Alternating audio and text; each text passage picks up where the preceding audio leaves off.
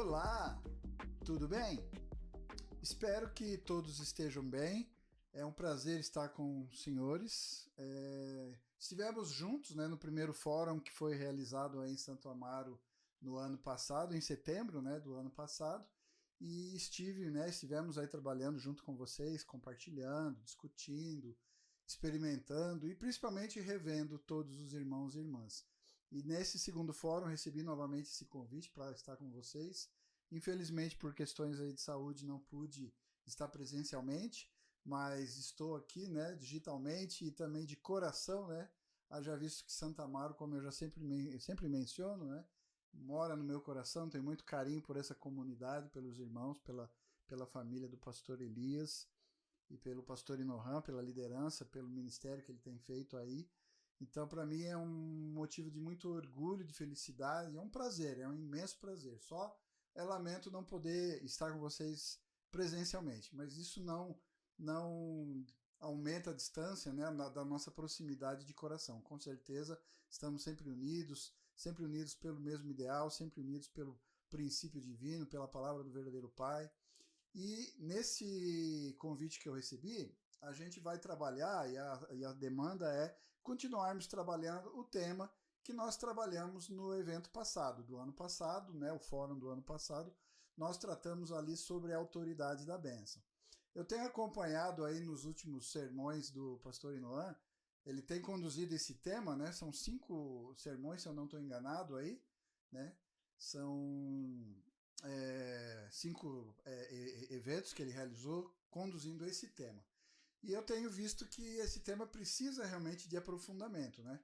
O objetivo, né, o pastor Inohan fez essas 5 palestras, esses 5 sermões sobre essa temática de forma bastante embasada. Até estava conversando com ele aí, falando exatamente sobre a construção dos argumentos, a partir sempre das palavras, da educação, da tradição, dos verdadeiros pais, do ideal de família verdadeira, do ideal de família abençoada. E esse tema, é claro, não tenho a intenção de esgotar esse tema aqui, como certamente, né, eu tenho certeza pelo acompanhamento que eu fiz dos sermões do pastor Inohan, a gente não vai esgotar esse assunto vai, né, sempre estar algum ponto ali demandando um aprofundamento, uma discussão. Então o objetivo, na verdade, que eu quero fazer aqui, como fiz também no ano passado, no fórum do ano passado, é trazer, a partir de alguns trechos das palavras do verdadeiro Pai, né, reflexões e conduzir cada um dos senhores e senhoras a fazer essa reflexão. Nós precisamos aprofundar essa discussão. Não quero trazer ideias prontas, não quero trazer conceitos, não é uma palestra, né? Não tenho a intenção aqui de fazer uma palestra trazendo conceitos prontos, paradigmas definidos, não. A gente vai trazer algumas palavras e não vamos esgotar também todas, né? Nosso Pai falou a vida inteira sobre esse tema, sobre bênção, né? Durante a sua vida inteira, então não seria eu, nem o pastor Inohan, nem nós dois juntos, né, pastor, a concluirmos, finalizarmos e botarmos ali com ponto final a discussão sobre esse tema. Não. Simplesmente nós precisamos continuar aprofundando as nossas discussões, aprofundar também a nossa compreensão, o nosso entendimento, sintonizar e alinhar cada vez mais fidedignamente às palavras do verdadeiro Pai. Então, para iniciar, né, eu gostaria de fazer uma reflexão aqui antes da gente iniciar propriamente a discussão de hoje. Então, o tema está aí na sua tela, né? Vamos começar a trabalhar. O tema está aí na sua tela. Nós vamos tratar hoje sobre a autoridade da bênção. Eu trouxe aí, como eu mencionei, alguns pontos a considerar. Mas antes de entrar propriamente no tema dessa discussão, eu gostaria de conduzir os senhores a uma reflexão, né? Vocês vão entender aonde eu quero chegar com essa reflexão. Basicamente, eu tenho feito aí recentemente muitas viagens no mesmo trecho, né? Minha filha Maite recebeu a bênção, ela está abençoada desde 2023, está residindo agora em Chicago, nos Estados Unidos, e em função de tudo isso, né, do noivado, a bênção, a mudança dela, e agora mais particularmente em função do nascimento do meu neto, eu e a minha esposa temos feito bastante esse trecho, né? São Paulo, Chicago, Chicago, São Paulo. outro dia, né, acho que recentemente, foi na última vez que eu fui, pensando sobre a distância, eu estava ali fazendo reflexões, né, o unificacionista tem sempre essa mania de ficar ponderando eventos físicos externos, coisas do mundo secular com coisas providenciais. Então, estava eu lá pensando sobre o trajeto. E aí, fiquei cheio de indagações, porque o trajeto, basicamente, entre São Paulo e Chicago é em torno de 8.000 quilômetros. Né? Numa velocidade média, vamos fazer um arredondamento, conta para facilitar nossas contas, numa velocidade de 800 quilômetros por hora de um voo, né? Então a gente gastaria 10 horas.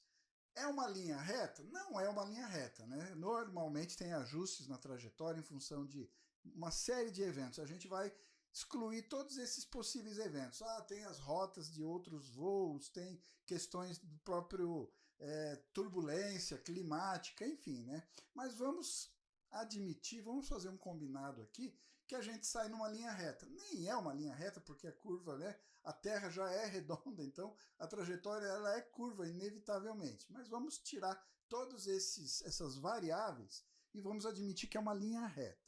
Então ali o piloto, a hora que decola o avião, ele bota lá, né? Saindo, por exemplo, de São Paulo em direção a Chicago. Ele define o destino e sai voando. É uma linha reta, estamos admitindo que é uma linha reta.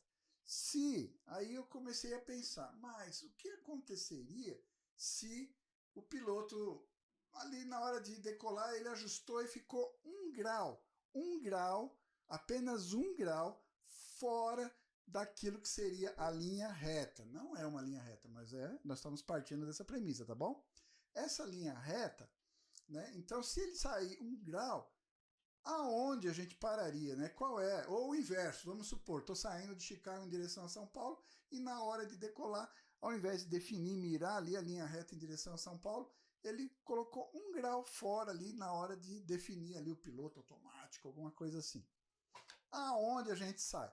Aí eu fiquei pensando, não, vou fazer o seguinte, vou perguntar, né, para o chat GPT. Então eu fui no chat GPT e coloquei essa questão. E aí eu estou colocando na tela para compartilhar a resposta, ou um resumo da resposta que eu obtive. Então, basicamente, ele fez as seguintes ponderações. Primeiro, a distância aproximada do voo de São Paulo a Chicago é mais ou menos 8.000 quilômetros em linha, né, considerando o grande círculo do globo da Terra, mas vamos supor que é uma linha reta.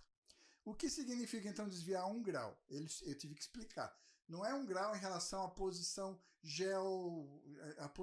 geográfica, né? Latitude, longitude, não. É 1 grau em relação à reta. Tinha uma reta aqui, ela saiu um pouquinho aqui, 1 grau fora do alinhamento. Então é o que ele coloca ali. O 1 grau é o ângulo em relação à rota planejada, não questões de latitude ou longitude.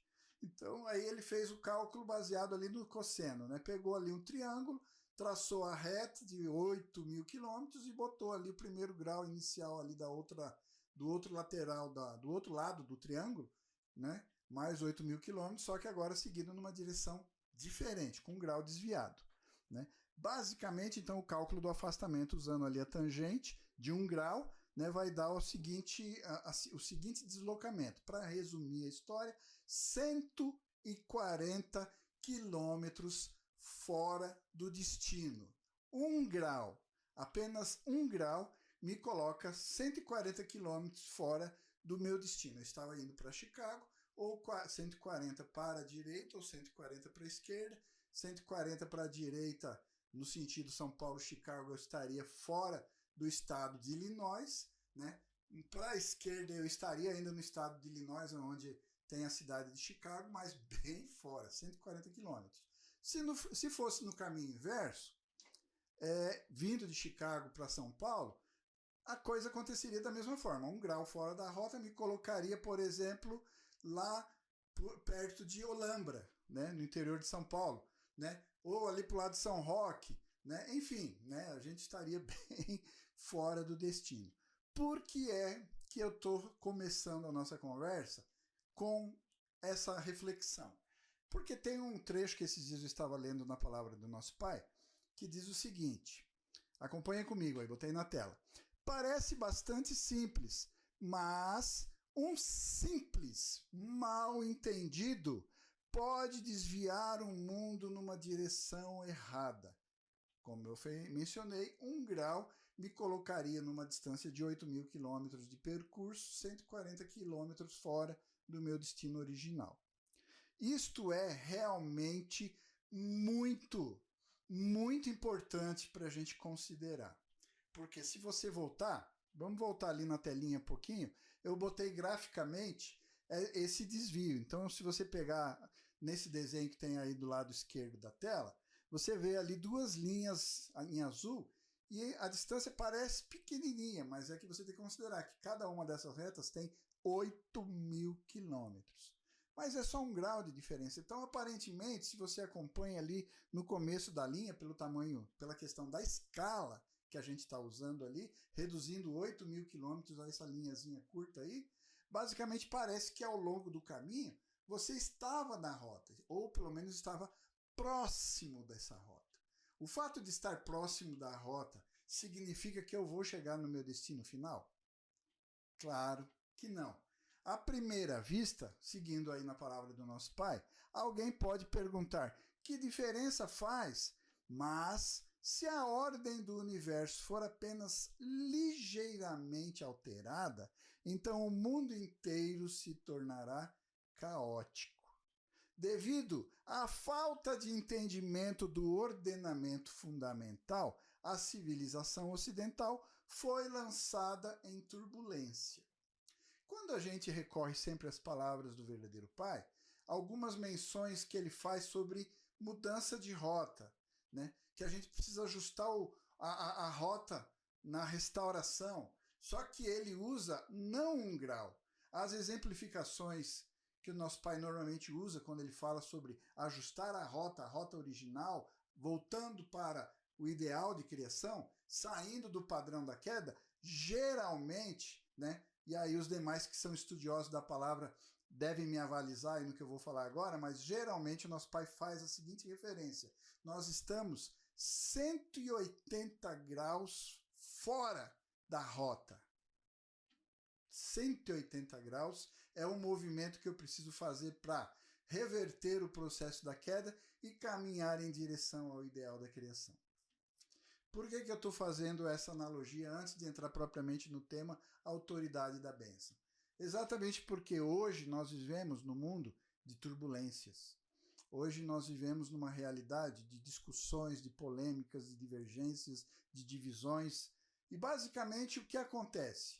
É porque em algum momento a gente desviou dessa rota. E por mais que seja, como nosso Pai diz ali, a gente desviou só um pouquinho. Qual a diferença faz? Muita. Porque ao longo do tempo, e quanto mais tempo passa, e quanto mais eu avanço, mais eu me distancio do meu objetivo. Mais eu me distancio do ideal. Né? E é assim que tem sido a história da queda. Após a queda, nós, ao longo de 6.000 anos, estivemos trilhando um caminho fora da rota.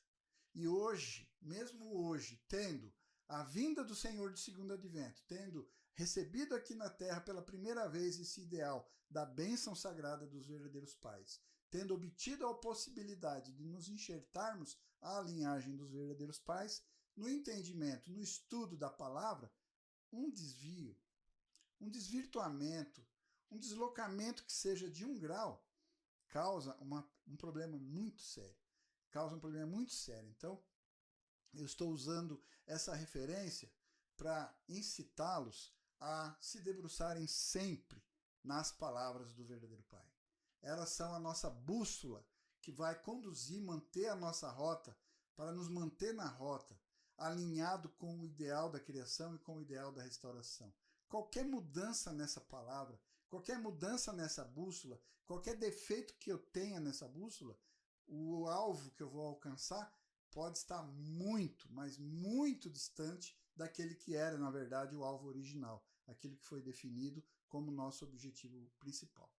Beleza? É uma reflexão que eu gostaria de incitar os senhores a ter agora, em função exatamente do momento em que estamos vivendo, de todas essas turbulências, e essa palavra que eu li e traduzi recentemente do nosso Pai, ela nos faz refletir sobre a importância realmente de estarmos focados na palavra. E é o que eu vou fazer nessa discussão. A autoridade da bênção.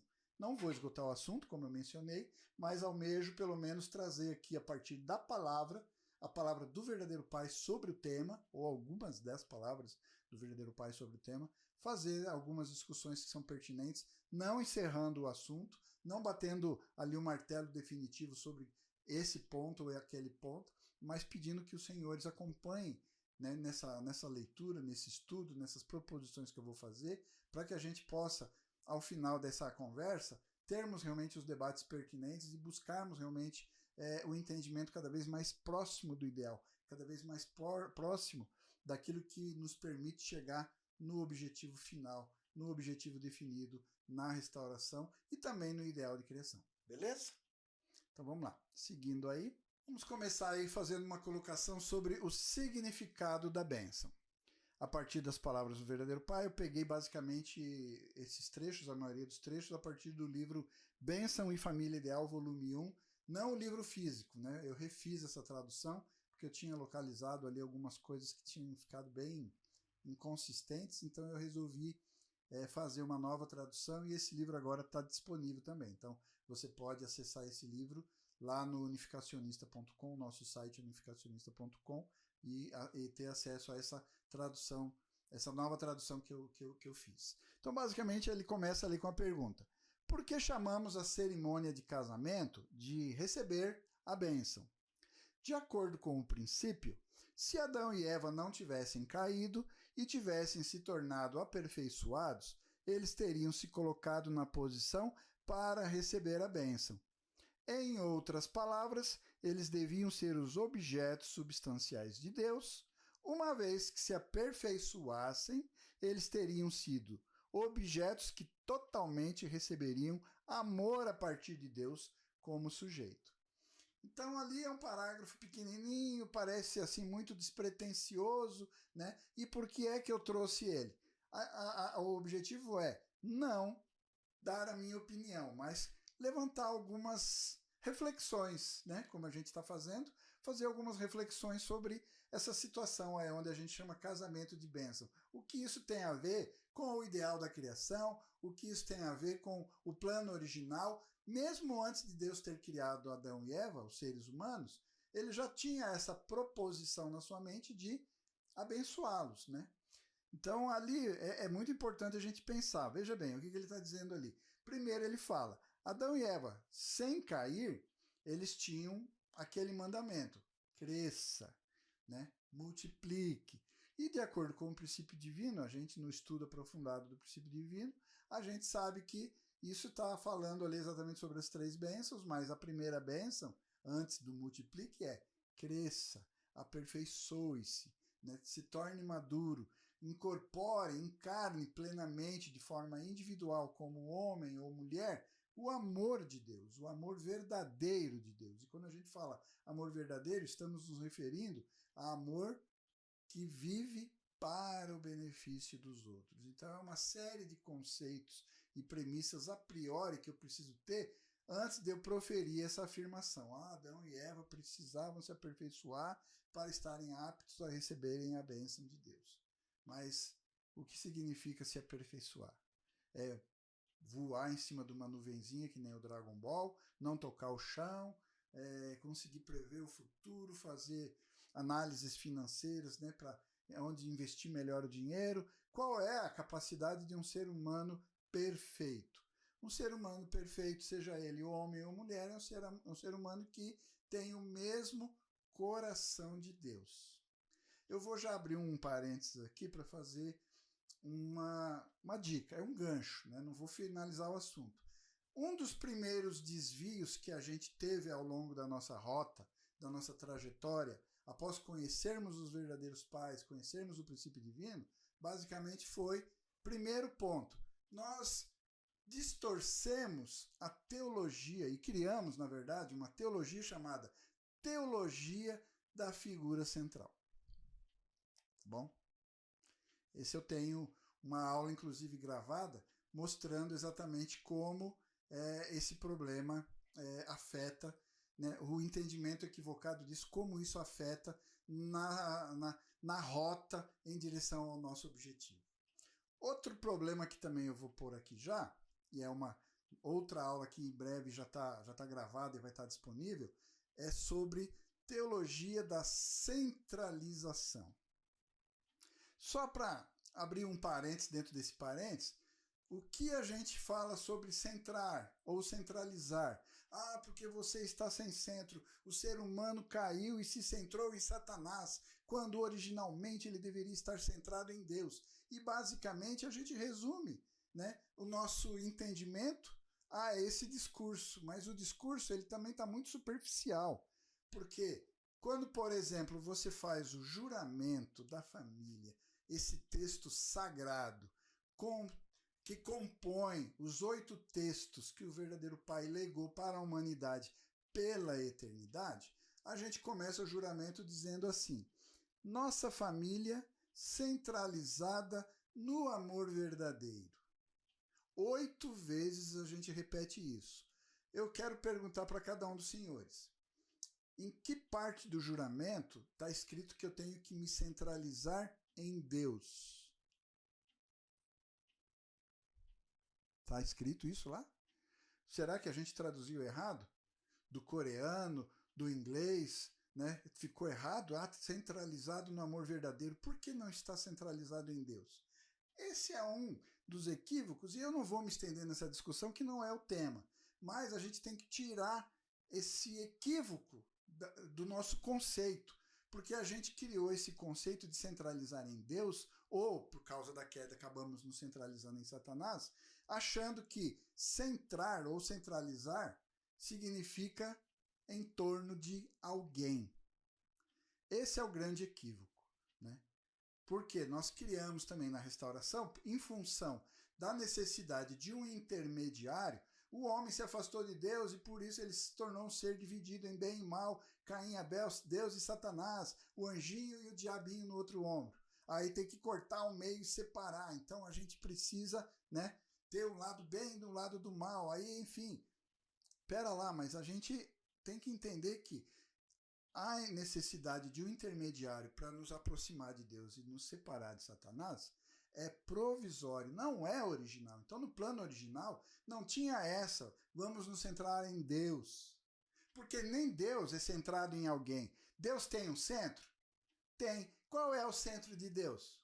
O centro de Deus, como explica o pensamento de unificação, é um coração de amor. Amor verdadeiro, um impulso que dá, esquece que deu e dá novamente. É o impulso emocional de buscar alegria através de amar. Esse é o centro de Deus. Qual é o centro do ser humano original?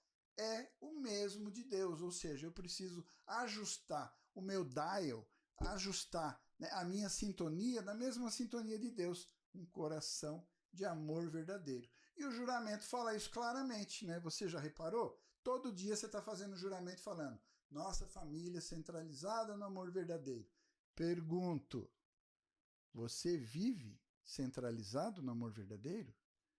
Porque eu estou centrado na minha figura central. Eu estou centrado em Deus, né? Você tem que estar centrado no mesmo centro que Deus se centra. Ok? Mas isso é só um parênteses para falar um pouquinho aí sobre o aperfeiçoar-se para a bênção. Beleza? É uma reflexão. Não encerrei o assunto, fica a dica. Por qual razão casamos? Vamos seguir nessa discussão. E é a fim de cumprir o ideal de criação, isto é, realizar o propósito de criação. Então, qual é o propósito de criação? Vou abrir um parênteses, né? A gente diria assim, sem pensar muito, lembrando de todas as conferências e seminários que a gente já assistiu, né? Não, o propósito da criação para o homem, para o ser humano, né? O homem e a mulher, é cumprir as 3 grandes bênçãos, né? E pronto, está resolvido, né? É isso, e a gente responde e ainda, né, se acha a autoridade, né? O acadêmico dos acadêmicos por responder desta forma. Antes de ser o propósito de Adão, ele já era o propósito de Deus. Antes de Deus criar Adão. Portanto, antes de Adão se sentir feliz, Deus tem que se sentir feliz. Isto deve ser assim. Então, a este respeito, para que nos casamos? Para quem nos casamos? É para Deus, é pela vontade de Deus, a qual é o propósito de criação. A vontade de Deus é cumprir o ideal de criação. E hoje, eu trouxe essa palavra exatamente para fazer essa reflexão, ou conduzi-los a fazer essa reflexão junto comigo. Hoje, a bênção associada com a ideia de casamento, basicamente se resume a casamento. Você vai conversar com os jovens, sejam eles de segunda ou de primeira geração, porque eu quero encontrar um parceiro que faça isso, porque eu gosto disso, porque ele gosta daquilo, daquilo outro. O que está sendo ensinado e como está sendo ensinado para os nossos jovens em preparação para esse evento, sobre o seu verdadeiro significado. De acordo com a palavra do nosso Pai, são 3 grandes eventos na nossa vida. O primeiro é o nascimento, o segundo é o casamento e o terceiro é a nossa passagem para o mundo espiritual. Então, entre o início e o fim, a parte do meio é muito importante e demanda preparação. Preparação antes da queda era necessária? Sim. Após a queda, mais ainda, E ao longo da história, a partir da restauração, após a vinda do céu, é importante também. Mas como se prepara os jovens? Quem prepara esses jovens? Como a gente faz? Tem que mandar para seminário, tem que mandar lá para o pastor. Como é que é isso daí? Por que recebemos a bênção? Recebemos a bênção a fim de disseminá-la para o mundo inteiro. Ou seja, receber a bênção não se trata de mim. Não se trata de mim e da minha esposa. Não se trata só dos dois. Tem as famílias desses dois, tem os pais desses dois. São 4 pessoas, além do próprio casal. Então, só aqui, nesse primeiro escopo, a gente já tem 6 pessoas envolvidas. Mas é lógico que isso daí vai se expandir para trás, para o lado e para a frente, porque tem os familiares, os consanguíneos laterais, os antepassados, avós, bisavós e assim por diante, e depois os filhos, netos e as gerações que se sucedem.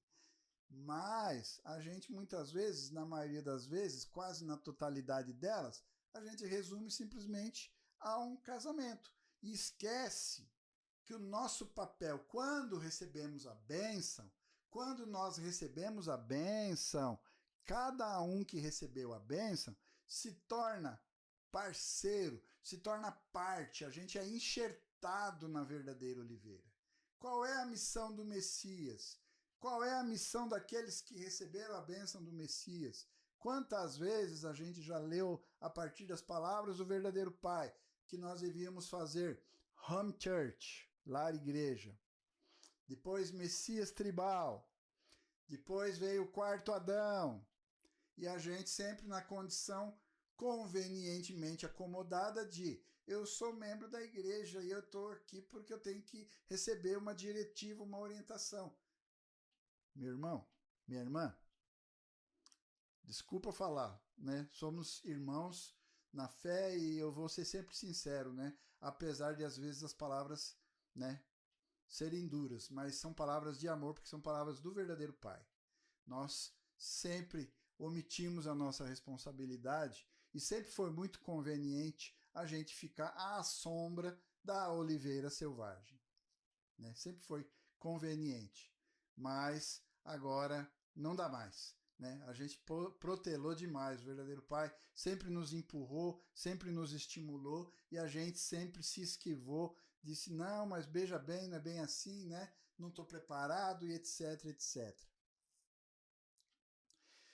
Se os primeiros antepassados humanos não tivessem caído, de quem nós, vocês, cada um de nós, seríamos filhos e filhas?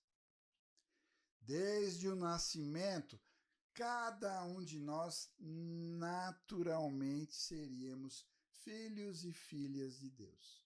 Isso era o original, esse é o objetivo da restauração esse é o nosso objetivo, esse é o nosso alvo, esse é o nosso target, esse é o nosso destino, esse é o nosso objetivo. É para lá que nós traçamos a rota, ou melhor, a rota que nós estamos percorrendo, definida, é nesse sentido que ela caminha, para que nós nos tornemos efetivamente filhos e filhas de Deus. Se Adão e Eva não tivessem caído, toda a humanidade seria verdadeiros filhos e filhas de Deus. Se não houvesse a queda, a família celeste original teria sido formada no jardim do Éden e prosperado dentro do domínio de Deus. Esse era o ideal original da criação. Esse era o target, o objetivo, o alvo a ser alcançado. Não era. Era antes da queda, mas na restauração é para lá que nós vamos. É para lá que nós estamos caminhando. É ali que nós estamos buscando chegar. Nos tornarmos uma família celeste original, né? Que era aquela família que deveria ter vivido no Jardim do Éden. Prosperado. Eu vou repetir essa palavra. Prosperado dentro do domínio de Deus, né? Tem muitas coisas que não vai dar para a gente aprofundar agora, né? Porque são discussões que demandaria muito tempo e o tempo que o pastor Noam me deu não vai permitir. Mas só aí, quantas palavras a gente deveria se debruçar horas para discutir? Porque quando a gente fala família ideal, família celeste original, prosperado, no modelo do Jardim do Éden, sob o domínio de Deus, como é que nós prosperamos? O que você entende por prosperidade? Já pensou sobre isso?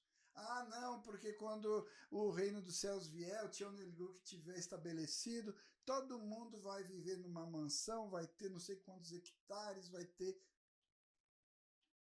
Mas como é que é a relação com o trabalho? Né? Ou a gente vai viver naquele modelo de reino dos céus que algumas igrejas pentecostais apregoam, que é uma cidade que vem pronta do céu e a gente só entra nela e usufrui. Quem constrói, quem educa, quem produz comida, quem produz vestuário, quem produz tecnologia, enfim, prosperar, domínio, né? Fica a dica, tem uma aula lá no meu site, no meu canal no YouTube, sobre pensamento e unificação, fala sobre teoria da educação. Se você puder assistir os 4 vídeos, show de bola. Mas se não der tempo, assista pelo menos a educação que fala sobre educação do domínio. Melhor ainda, vai lá no finalzinho e tem ali onde fala sobre princípios de prosperidade mútua, né? Mas enfim, é só um parênteses aqui para a gente não se estender, tá bom? Mas percebe a importância da gente fazer essas discussões? Tá com o seu papel na mão, com a sua caneta na mão, vai anotando o que a gente está pontuando aqui, que depois nós vamos debater. A ideia é, eu não vou trazer os conceitos prontos. Nós precisamos conversar, porque cada um percebe, tem insights diferentes, nós temos individualidade, temos mente original, temos Sun-San e Ryun-San, temos coração, intelecto, emoção e vontade. Precisamos conversar para achar conceitos consensuais. E os conceitos consensuais nos permitem caminhar unidos em direção ao alvo. Não hoje nesse mundo de divisão e turbulência, como infelizmente estamos vivendo, né? Quando Deus criou Adão e Eva e deu a bênção para eles, a esperança de Deus é que eles tivessem o mesmo ponto de vista em relação à bênção que Deus tinha. Ninguém compreendeu a bênção até agora. Eu grifei, destaquei o texto e a gente poderia ficar horas aqui falando sobre isso. O que significa não entender a bênção? Provavelmente, talvez, né, aqui é elucubração minha, mas provavelmente Adão e Eva não entenderam. Se tivessem entendido, não teriam feito o que fizeram. E ao longo da história da restauração, todos os grandes personagens da história não tinham entendimento sobre isso com profundidade, né? O próprio Jesus passou por um curso onde ele não alcançou, não pôde cumprir esse ideal. Então, hoje, especialmente na nossa época, pelo mérito da idade, temos os verdadeiros pais, temos a bênção estabelecida finalmente sobre a face da terra, e temos todas as explanações, explicações, palavras que o verdadeiro pai proferiu em função desse tema. E ainda assim a gente vê ideias equivocadas, né? Proposições 1 grau, 2 graus, às vezes muitos graus, desvirtuado da reta original. Então essa questão de ninguém compreendeu a bênção até agora, ele não está falando, nosso pai não estava falando do mundo secular, as pessoas que nunca receberam uma palavra, nunca receberam um testemunho. Não, ele está falando de nós, pessoas que conhecem o princípio divino, que conhecem um pouco do curso da vida do verdadeiro pai, que conhecem um pouco da vida familiar do verdadeiro pai e todo, né, o colóquio dele com relação à bênção. Mas ele ainda assim sobre nós falou, ninguém compreendeu a bênção até agora. E existe muita discussão, existe muita fala vazia, né? Quando a pessoa fala sobre receber a bênção, a importância de receber a bênção, ainda é muito superficial. As pessoas não conseguem perceber com profundidade o objetivo disso. Por isso, na tela anterior ali, eu trouxe aquele trechinho falando sobre como seria se Adão e Eva tivessem entendido que a sua felicidade era, primeiramente, a felicidade de Deus. E que, por consequência, pela falha de Adão e Eva, as consequências no coração de Deus também foram muito graves, né? Foram muito profundas, foram sequelas, né? Ao ponto do verdadeiro pai trazer uma palavra que muitos cristãos chegam a dizer que é heresia, quando ele diz que Deus se ressentiu, né? Deus teve no seu coração mágoa e tristeza e se ressentiu por causa da queda, tal qual ele também se ressentiu pela crucifixão de Jesus, né? Mas enfim, é só uma ideia que eu estou trazendo para você pensar, para cada um de nós pensarmos, anota para a gente discutir na sequência, tá bom? Na vida inteira do pai, vocês sabem qual é a coisa mais valiosa que eu posso imaginar? É a bênção. Para todos vocês, o presente definitivo na história humana é a bênção. Eu poderia ter grifado também, mas aí a vontade é grifar o texto todo e destacar todo ele, porque ele todo é espetacular, né? Mas esse é um ponto que fica a dica ali, ó. Anota ali com a linha da prova, né? O presente definitivo, final, né? O objetivo, target ali é a bênção. Dar a bênção significa transferir a autoridade celeste. Palavra do verdadeiro pai. Adju, é palavra do verdadeiro pai. A bênção transfere autoridade. Qual autoridade? Tá aí uma palavra que a gente poderia discutir horas, né? Autoridade. Porque normalmente aí no mundo secular, autoridade sofre muito mau uso essa palavra, né? Ela tá, me desculpe a palavra que eu vou falar, mas essa palavra autoridade, ela tá prostituída, ela tá maltratada. Autoridade, por vezes, ela é coercitiva, ela é impositiva, ela é o exercício de força, de medo, né? Hoje eu falo sobre a teologia ali, que tem um tripé chamado a teologia do medo, né, da culpa e da ganância. Basicamente o cristianismo de hoje se estruturou e vive em função disso, de conduzir as pessoas por medo, por culpa ou por ganância, né? Por quê? É impositivo. A autoridade da igreja, a autoridade das igrejas basicamente passa por aí, né? O que é autoridade? A autoridade de um pai, de uma mãe, no plano original, porque hoje no mundo secular a gente tem problema também. Mas qual é a autoridade de um pai e de uma mãe originais? Os filhos respeitam os pais por medo? Porque ele fala grosso? Porque a mãe mostrou a cinta? Porque a mãe mostrou o chinelo? Né? Como é que deveria ser numa família abençoada, numa família original? Qual é a autoridade de Deus sobre mim, sobre você, sobre cada um de nós? É por medo? Porque muitos cristãos temem a Deus. A gente tem que ter o temor. Né? O Velho Testamento prova isso. Né? O Antigo Testamento é repleto de situações onde o povo tinha que temer. Era o Deus temeroso. Né? Qual é o princípio da autoridade da família original? É CNPJ? É institucional? É um cargo? Né? Você foi instituído, recebeu lá um título. Quando você teve um filho, o cartório você registrou, botou lá filiação, pai e mãe. Então esse é o título que eu tenho. Eu sou o pai, né? Quando vem o bilhete da escola das crianças, senhores pais, porque eu sou o pai, eu sou a mãe, né? O que lhe dá autoridade sobre seus filhos? Tá ali. A bênção, ela outorga a autoridade celeste, ou seja, uma autoridade divina, a autoridade que Deus tem. Você tem a autoridade que Deus tem ao receber a bênção. Ah, mas então, eu já tenho essa autoridade imediatamente quando eu recebo a bênção?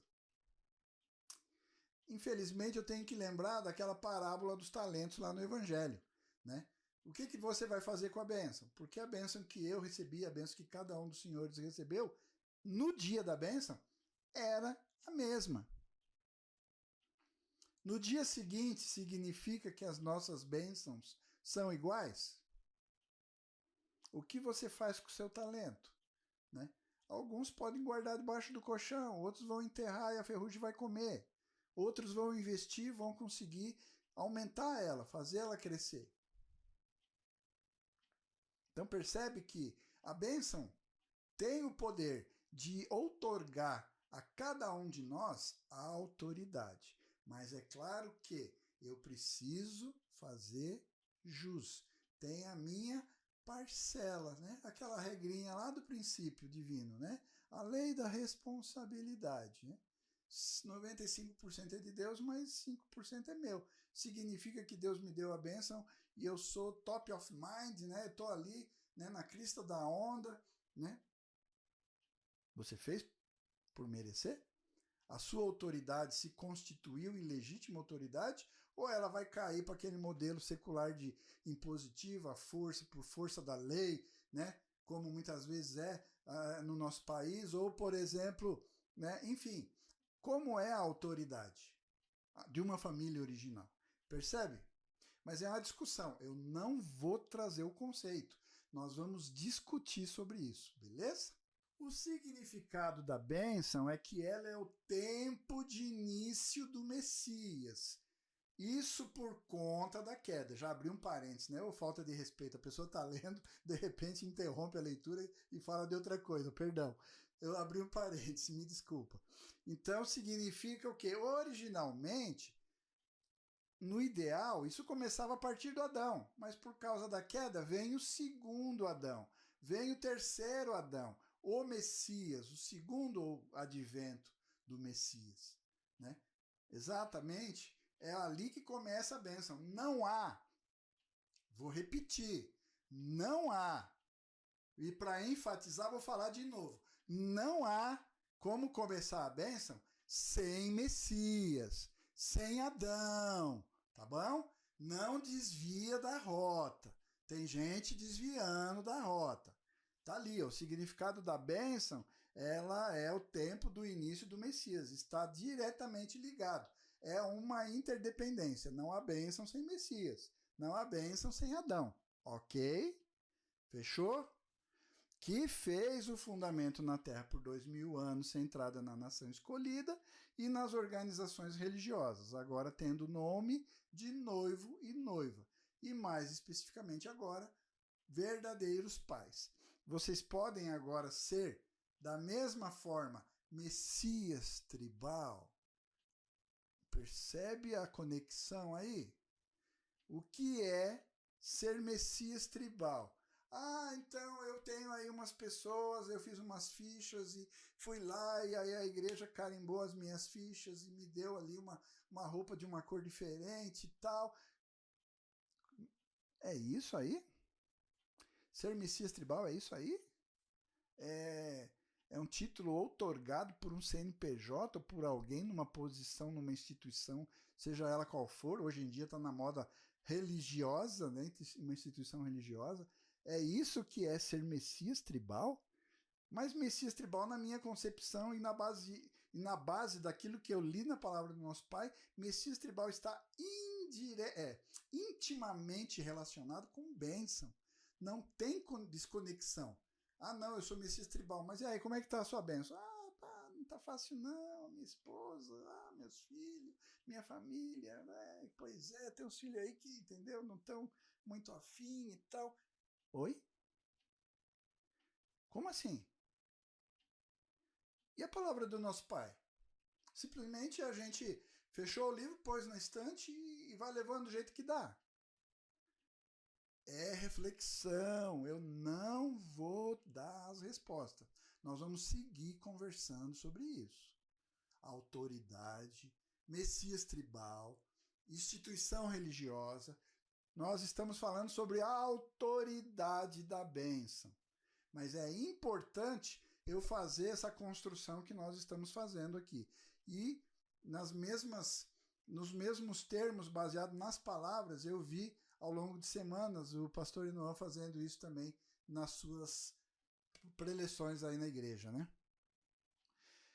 Portanto, aqueles que receberam a bênção devem pensar sobre o universo com seus olhos abertos. Vou abrir um parênteses, me perdoe, né? O que significa isso? Ah, não, nós vamos ficar numa noite sem luar, olhando para o céu estrelado, imaginando como funcionam as galáxias. É isso? Devemos pensar sobre o universo com seus olhos abertos. É isso que nosso Pai quer dizer? Será? Você já pensou? É isso que a gente precisa fazer.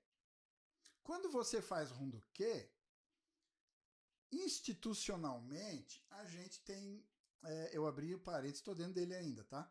A gente tem a tradição de igreja de fazer por tempo, né? Como se fosse contagem do INSS para aposentadoria. Tem que fazer 5 horas da manhã, 1 hora todo dia, né? Primeiro, nem todo mundo consegue fazer 5 horas da manhã. Não é porque eu não consigo levantar, não. Porque às vezes 5 horas eu já levantei, estou saindo para trabalhar, ou minha esposa já saiu, ou meus filhos já saíram. E aí, não fiz 5 horas da manhã, porque lá na igreja ele só faz às 5 horas da manhã, então eu não faço. Companheiro, pensa o seguinte, o importante é fazer e tem que ser em família, então você ajusta a sua agenda. Que hora que todo mundo está em casa? Ah, na hora da novela. Cara, fala sério. Deixa a novela para lá, junta a família e lê. Tem que ser 1 hora? Tem que ser 1 hora. Quantas páginas você consegue ler em 1 hora? Cara, eu já vi gente, e mesmo dentro da igreja, eu vi gente que estava lendo e leu 20 páginas em 1 hora. Aí você vira para a pessoa e fala, qual era o título que a gente estava lendo mesmo? A pessoa não lembra. Qual é o tema aí que o nosso pai abordou nesse último parágrafo ali? O que ele estava falando? Cara, eu acho que eu viajei naquela hora, acho que eu cochilei. Entendeu? Então a questão não é quantidade, é qualidade. A palavra tem qualidade e você tem que dar a devida qualidade a ela. Quantas vezes eu e meus filhos aqui, a gente ficava mais de 1 hora, às vezes a gente extrapolava o tempo num parágrafo. Por quê? Porque era um parágrafo que gerou ali discussão, um entendeu de um jeito, aí a gente teve um insight, pensamos, não, olha, se a gente aplicar isso, que coisa fantástica e tal. Um parágrafo, mas você ficou 1 hora num parágrafo, né? É melhor do que ler 20 páginas e não lembrar o título que você estava lendo, né? Pelo menos você aprofundou, entendeu? Então, fechando esse parênteses aí, vamos abrir os olhos para olhar para o universo. A bênção é para que vocês possam abençoar os outros. Messias tribal, intimamente ligada com bênção. Bênção tem a ver com autoridade celeste. A autoridade de Deus é baseada no amor verdadeiro, ou seja, viver para o benefício dos outros. A bênção é para que vocês possam abençoar os outros. Quem tem que abençoar os outros? Vocês. Não é o pastor, não é a igreja. Não é CNPJ. Vocês, Messias tribais, famílias abençoadas, portadoras da bênção, dignas dessa bênção com a autoridade celeste. Ok? Por que recebemos a bênção? A fim de dar a bênção para os outros. Porque se você guardar ela debaixo do colchão e enterrar, botar numa caixinha de metal e enterrar no fundo do quintal, não deu para ninguém. Quando você abriu, o que aconteceu? Você perdeu a sua. Você vai perder a sua. Porque enquanto você estiver dando a bênção para os outros, você está garantindo a sua. Você está aprimorando a sua. Você está lapidando, valorizando, dignificando. E quantos outros verbos eu poderia conjugar acerca desse gesto, dar a bênção para os outros? Beleza?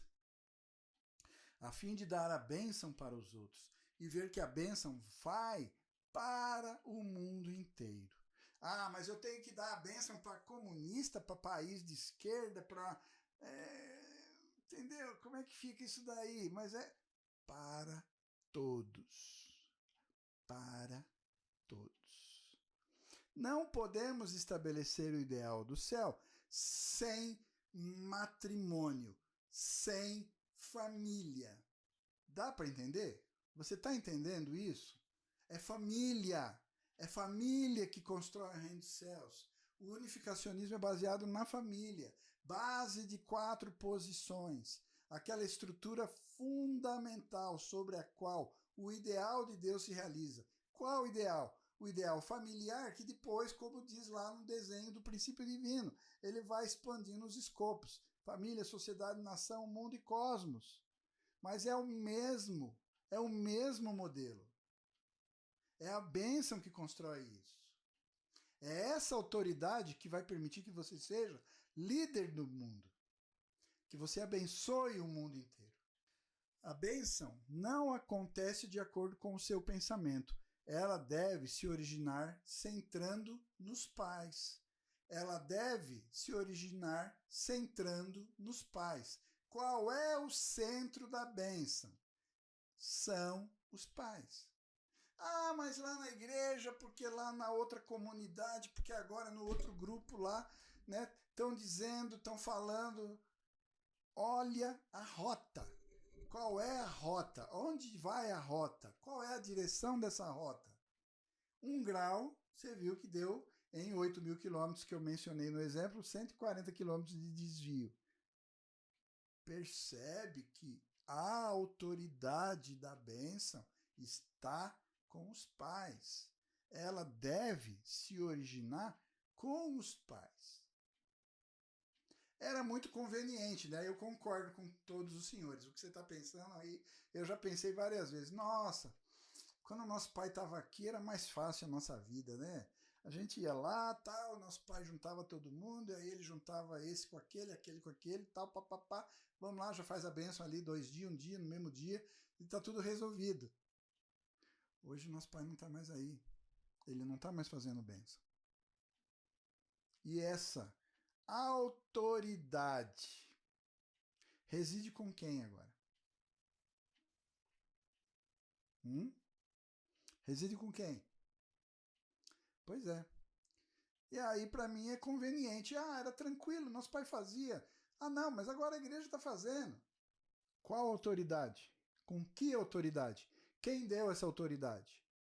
Para João, Pedro e Maria, do cargo XYZ, presidente, figura central, Abel e blá blá blá, todos esses cargos que você possa pôr lá na plaquinha da porta, no CNPJ da associação.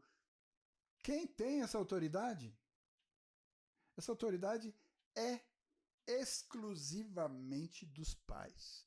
Mesmo no mundo secular decaído, as pessoas têm também uma história de casarem centrando nos pais. Em algumas tradições, em algumas culturas antigas ou atuais, por conta dessa ou daquela crença, daqueles valores. Enfim, eles também têm essa tradição. Então a gente não é exclusivo. O detalhe da exclusividade nossa é que a gente tem verdadeiros pais. Nós temos a bênção do céu. É a mesma coisa, por conseguinte, no curso da restauração, centrando nos verdadeiros pais. Ádio. Quem está dando a bênção? Quem? Se não há pais, então outra pessoa pode fazê-lo. Mas, se os pais estão aqui, nenhuma outra pessoa pode fazer isso. Vou abrir um parênteses, esse acho que vai longe. Não dá para terceirizar. Não dá para você passar para outra pessoa. Ah, não, mas a autoridade, porque o fulano, beltrano, ciclano lá da instituição XYZ falou que tem que ir lá, que tem que fazer a ficha, mandar não sei o quê. Ok, cartório é para isso. Por que é que no mundo secular nós temos cartório?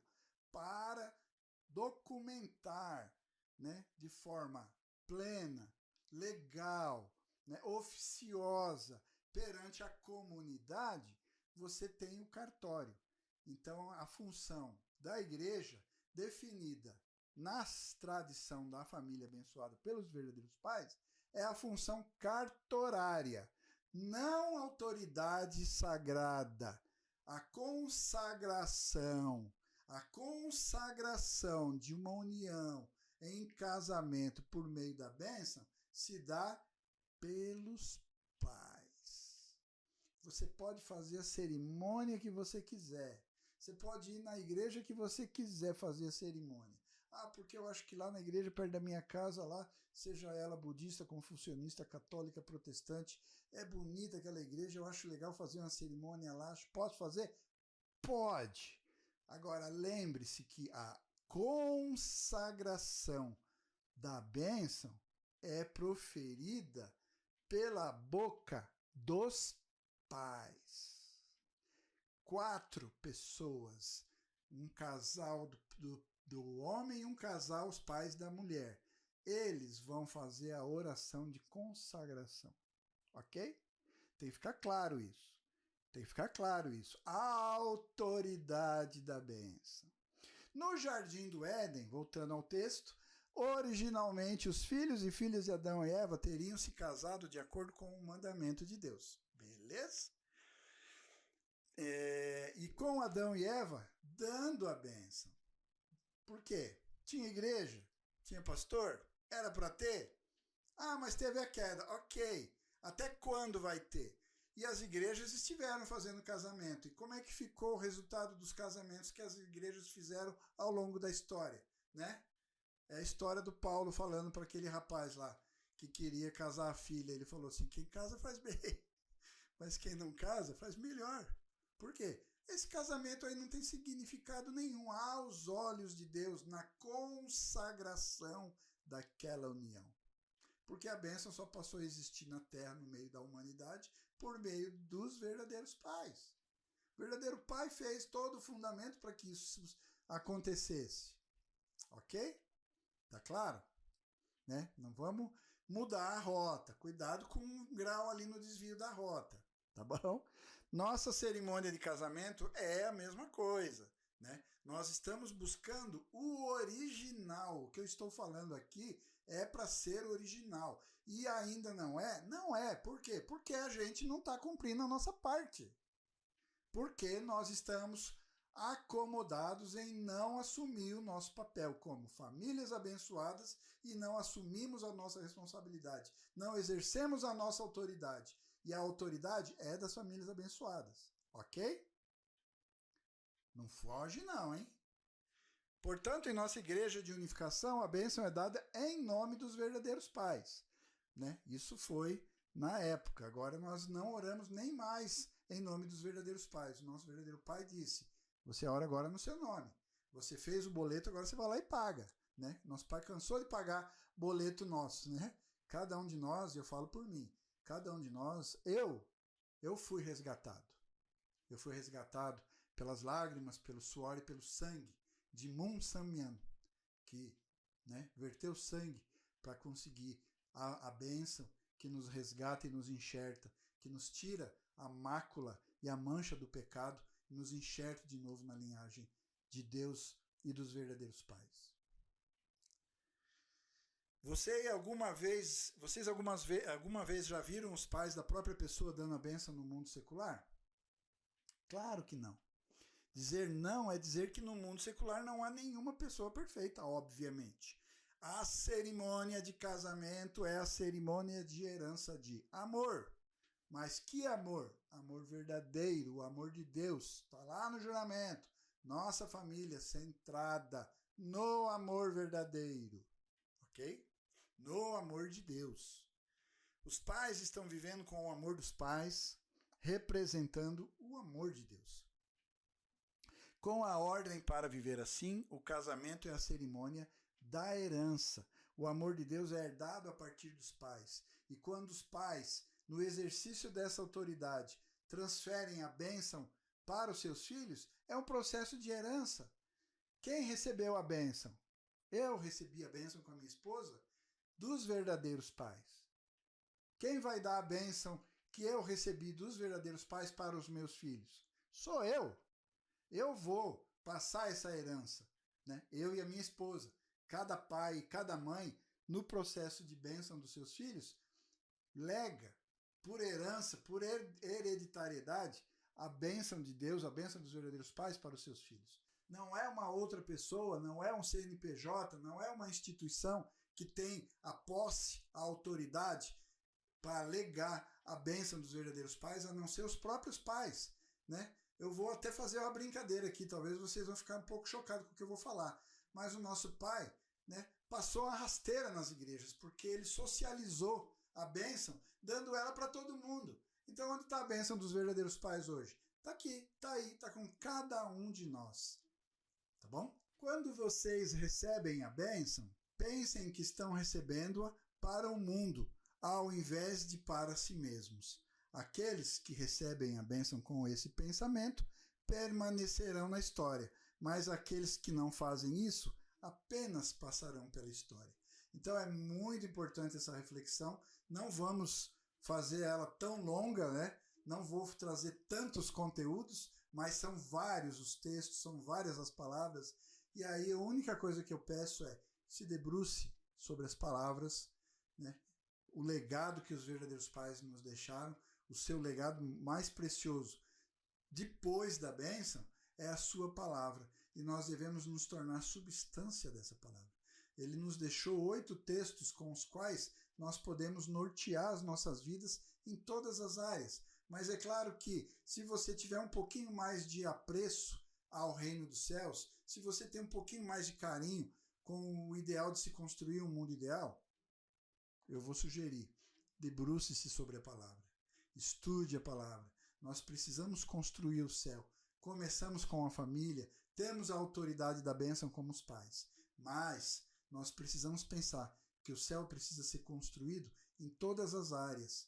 Nós precisamos escolas, nós precisamos hospitais, nós precisamos indústria, nós precisamos tecnologia e ciência, medicina, nós precisamos agricultura, pecuária. Então nós precisamos, a partir das palavras do verdadeiro Pai, encontrar os meios, a ferramenta que nos permitirá construirmos o reino do céu. Adieu? Espero que com essas palavras que eu trouxe, né, com as suas anotações feitas, a gente possa agora empreender mais discussões, aprofundar esse tema, fazer as reflexões, e eu gostaria só de fazer um pedido, né? Sinceramente, eu peço, busque a palavra é a bússola, eu vou reiterar isso, a palavra é a bússola. Comecei com aquele texto do chat GPT lá, sobre a trajetória, e faço reiteradamente essa demanda. Cuidado com a sua rota. Um grau no início do caminho, se você desvia, aparentemente não faz muita diferença. Mas ao longo do tempo, com o passar do tempo, com o caminhar na direção errada, você vai perceber e se deparar com uma situação onde você vai estar totalmente fora da rota. E eu já afirmo que, na minha opinião, muitas pessoas, muitos grupos hoje se encontram bastante fora da rota, ok?